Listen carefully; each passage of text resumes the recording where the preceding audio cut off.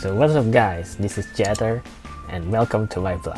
And in this video, mag-uusapan natin yung dumating na card ko, which is yung Union Bank credit card. So ano nga ba tong Union Bank credit card na to? Is yung itong rewards platinum nila na card. Yes, rewards Visa Platinum ang dumating po sa atin guys. So paano nga ba ako nag-apply nito? And pag-uusapan natin yan mamaya. So ngayon muna is titignan muna natin yung card.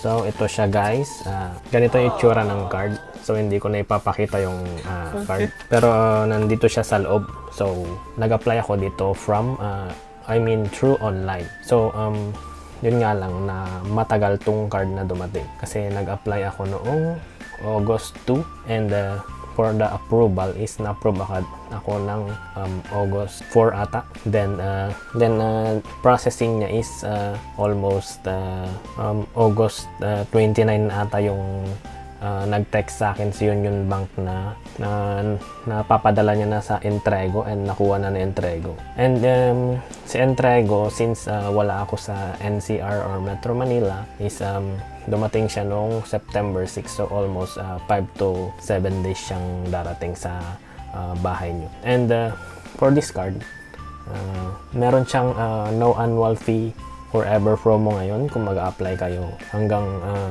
September 30, 2023. So kung mag-a-apply kayo online, pwede kayong mag-apply ngayon. Try nyo lang kasi kung may credit card ka na, mas madali siyang ma-approve. And nababasa ko dito is minimum 15,000 per month ata yung salary na kailangan. So itong card na to is meron siyang 3 times na points kada 30 pesos spent. So parang ang alam ko parang 10 pesos isang point. Pwede mo siyang gamitin daw sa mga points to redeem. Meron siyang nasa website nila kung ano yung mga pwede mo ma-redeem. So ito yung card na to is yung Union Bank na reward. Kung gusto nyo pang mag-apply dito sa Union Bank na credit card, meron akong reference number dyan sa baba. Kung gusto nyo gamitin is okay lang. And kung meron din silang ongoing na promo ngayon sa Classic at yung Gold card ata nila na no annual fee din. So kung may hirapan kayong mag-apply dito sa Platinum card, pwede kayong mag-start muna doon sa Gold or doon sa Classic nila kung wala pa kayong credit card.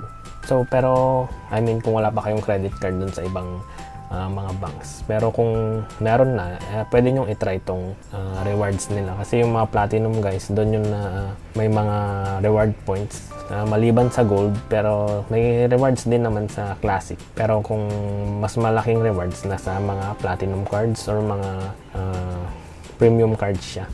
So itong Union Bank credit card na rewards Platinum Visa is kailangan nyong mag-spend ng 20,000 within yung card approval. So kung kailan na-approve yung card nyo, kunwari sa akin nung August 4, and then kailangan ko mag-spend ng 20,000 hanggang 60 days. So kahit late na dumating ata yung card nyo, is kailangan nyo i-kompleto yun para sadly, kailangan nyo i-kompleto para makuha nyo yung no annual fee forever. Siguro itatawag nyo na lang kung kompleto nyo na, or pwede namang parang nakasigurado nga itawag nyo na lang.